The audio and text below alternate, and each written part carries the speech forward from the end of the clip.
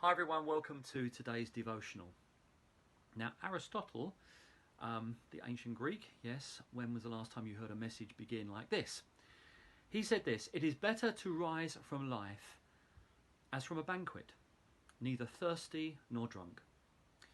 Now this is not some pastoral advice about what to do when we eventually get round to some kind of social distancing celebration. But I want to talk to you about balance in life and why it's important to get the right balance in our lives. Not just now, but generally speaking.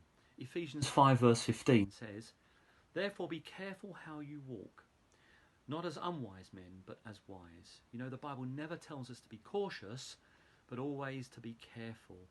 And that Greek word means to look at, discern, observe, consider, contemplate, take care of, take heed. You get the gist. To pay close attention to how we live.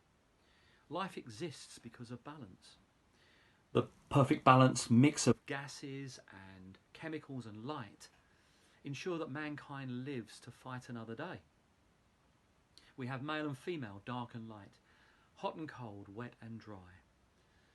And if you don't have balance in your life, eventually it will catch up on you.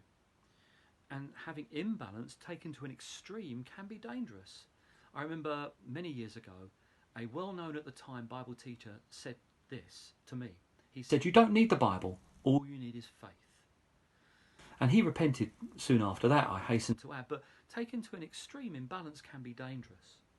5 areas I would suggest of life that, and of course there could be more, we need to get in right balance if we're going to achieve the things that we want to achieve in life. Firstly is fun. Find something that makes you have a good laugh. So, for example, thinking of Manchester United supporters who think that their team is a major force still in world football. That's laughable. That's for you, Stuart, by the way. I've signed up to an online joke appreciation group on Facebook. And I read this morning. "I just started reading a book about the history of glue, and now I can't put it down," which I think is really funny. So I like to do that kind of thing first thing in the morning just to get myself laughing. Believe it or not, we are made to enjoy life, and as long as that enjoyment doesn't compromise our witness or our walk, our relationship with God, then that's good.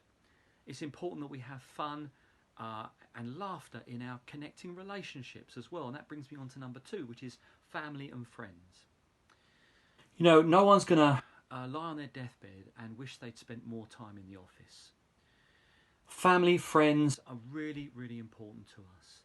And it can be hard, at this time, it can be hard to develop and sustain those meaningful relationships. But I believe we need to be even more intentional than we would normally be right now in building and sustaining those connecting relationships. And people that, we are inputting into, as in speaking life into, mentoring, coaching, whatever it might be. It's important that continues on. People that we are receiving from, people speaking into our lives who are inputting into us. That's important, as well as our peer relationships, those either side of us, as it were, where there's give and take in those relationships. The third area is study. You know, we've been given fantastic, amazing brains, and I can speak for myself, many of us don't utilise what we've been given. Balanced people are learning people, and it's important that we have study in our lives, and whether it be learning a new skill or craft, or learning a musical instrument. For example, I'm learning to play the piano at the moment, or whether it be a new language or an online course. It's important that we have something that we're attaining to that is actually, building the grey cells, and it's helping us to engage our brains in study. And of course, thinking time is really important in this as well. So I'd incorporate thinking time and time to reflect and plan. Work is another important area to get in balance. It's crucial for our mental well-being and general sense of self-worth. Not to burn out and overwork, of course. And right now, there are many people in the front line who are working so hard. But it might be that you're scratching around for things to do. But I'm speaking more generally than just into this particular time that we're in. It's important that we get our work in balance with the other things in our lives. So those other things, there's room for those other things to happen, and it's not just all about work. And finally, spiritual pursuits. I believe that we're all created to worship, and we will worship something, whether it's a person or a thing. We will worship something. It could be the sun or the moon. It could be a pop star or a film idol. It could be a football team. It could be a husband or a wife or another individual.